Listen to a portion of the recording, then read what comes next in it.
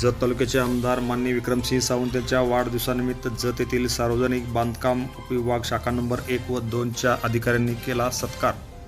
जत तालुक्याचे आमदार माननीय विक्रमसिंह सावंत यांच्या वाढदिवसानिमित्त आज जत येथील सार्वजनिक बांधकाम उपविभागीय शाखा नंबर 1 व 2च्या अधिकाऱ्यांनी त्यांचा वह्या भेट देऊन सत्कार केला।